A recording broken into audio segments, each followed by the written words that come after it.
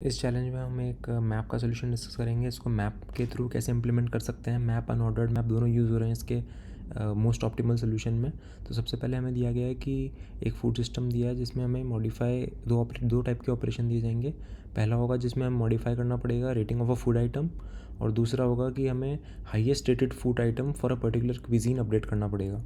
तो जैसा कि हमें कंस्ट्रक्टर दिया है, स्टार्टिंग में हमें फूड क्विजीन्स और रेटिंग्स दी हुई होगी, फूड आइटम्स, और हमें पहले तो इस कंस्ट्रक्टर को यूज़ करके हमारे डेटाबेस को अपडेट करना है, और फिर चेंज रेटिंग पर जब भी हमें कभी दिया गया है तो हमें एक फ़ूड की नई रेटिंग पे अपडेट करना है उसे, और हाईएस्ट रेटेड फूड बताना है एक क्विजीन के लिए।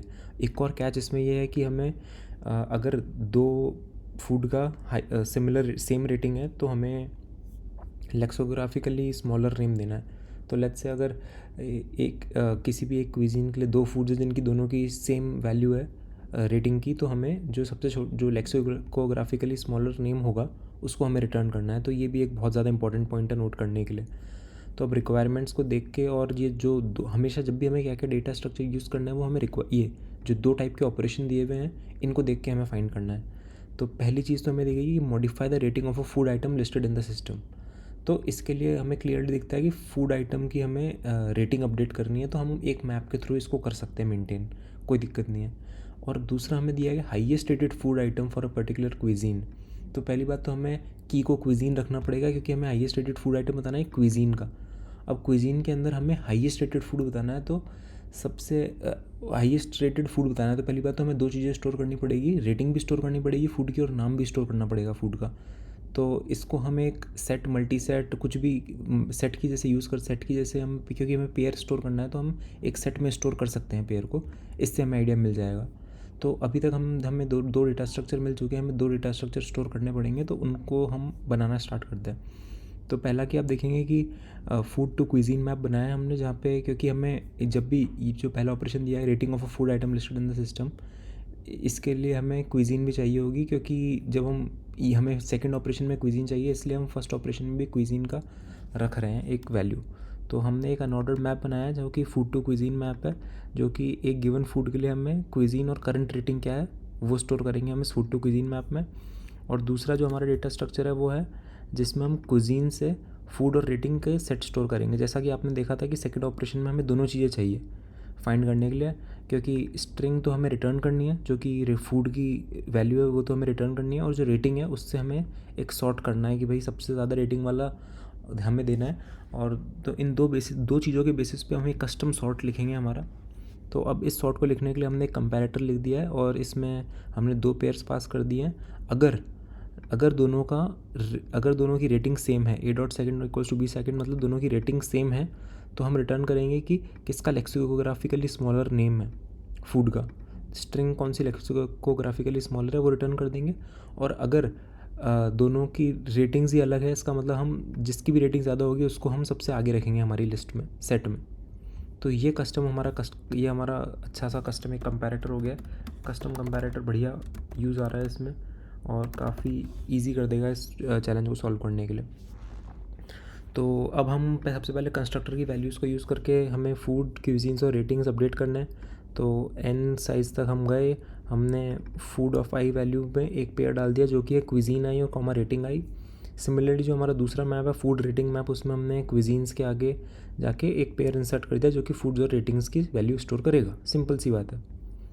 अब हमें चेंज रेटिंग ऑपरेशन दिया है। अब चेंज रेटिंग में अब इन टाइप के चैलेंज में हमेशा ध्यान रखिए कि दो मैप अगर आपने बनाए हैं, जनरली दो मैप यूज़ होते हैं, तो अगर आपने दो मैप बनाए हैं तो आपको हर ऑपरेशन में दोनों मैप का ध्यान रखना है कि उसमें कुछ अपडेट करना है कि नहीं।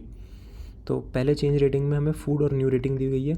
तो पहले तो हम फाइंड कर लेते हैं कि करंटली इस फूड की वैल्यू क्या है, और ये इसने पहले दे दिया है कि जो भी चेंज ऑपरेशंस होंगे वो एग्जिस्टिंग फूड के ऊपर ही चलेंगे। तो आपको इधर चेक वेक करने की ज़रूरत नहीं है कि ये फूड एग्जिस्ट करता है नहीं करता, वरना एक वो एडिशनल चेक हो जाता है। तो सबसे पहले हमने फूड टू क्विजीन से फाइंड किया फूड, फिर हमने क्विजीन फाइंड की कि क्विजीन कौन सी है इसमें से, और करंट रेटिंग क्या है। हमने ये तीनों चीज़ें फाइंड कर ली। अब हमने फूड रेटिंग मैप को अपडेट किया, तो उसके लिए पहले हमें एक इरेज करना पड़ेगा जो करंट वैल्यू है। हमने करंट पेयर फाइंड किया और उसे इरेज कर दिया, और फिर हमने नई वैल्यू जो है उसको पेयर बना के फूड कॉमा न्यू रेटिंग में डाल दिया। तो ये तो हमारा हुआ सेकंड मैप का अपडेट। अब फर्स्ट मैप में भी हमें अपडेट करना पड़ेगा, क्योंकि हम क्विजीन कॉमा रेटिंग स्टोर कर रहे हैं हर फूड की वैल्यू में। तो अब हमने ये किया food of cuisine comma food से हमने एक पेयर बना दिया, डायरेक्टली अपडेट कर दिया। तो हमने ये दोनों मैप अपडेट कर दिए। अब हमें हाईएस्ट रेटेड बताना है, तो क्योंकि हमने कंपैरेटर ऑलरेडी लिख दिया है, कंपैरेटर हमारा सारा काम अपने आप कर ही रहा है, जो सॉर्ट करने का काम है वो सब कुछ कर रहा है। तो हम फूड रेटिंग मैप में जाके क्विजीन फेच करेंगे और उसका पहला इटरेटर फेच कर देंगे और हाईएस्ट रेटेड वैल्यू वो हमें रिटर्न कर देगा। एक बार हम चला के देख लेते हैं इसे और ये सबमिट भी कर देते हैं।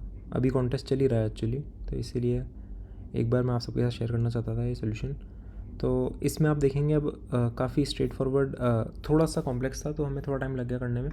अब इसकी कॉम्प्लेक्सिटी देखेंगे आप तो ओ ऑफ क्विजीन काउंट होना चाहिए, O of log of cuisine count, log of cuisine count. और क्यों? क्योंकि हमने वैसे ओ ऑफ 1 ही होगा ये, क्योंकि ये जो है इसमें आप देख रहे हैं कि ये अनऑर्डर्ड मैप बनाया है मैंने, तो वैसे O of N O log N या फिर इनमें से होगा log of cuisines, log N मान सकते हैं इसको, है ना। तो मैप अनऑर्डर्ड हो या फिर ऑर्डर्ड मैप के हिसाब से, ऑर्डर्ड मैप के हिसाब से ये कॉम्प्लेक्सिटी हो जाएगी। अगर आप चेंज रेटिंग में देख रहे हैं तो हम इसमें फूड फाइंड कर रहे हैं which is O of 1 operation, ये भी ओ ऑफ 1 है। इसमें जो ये इरेज है ये O of log an operation है, तो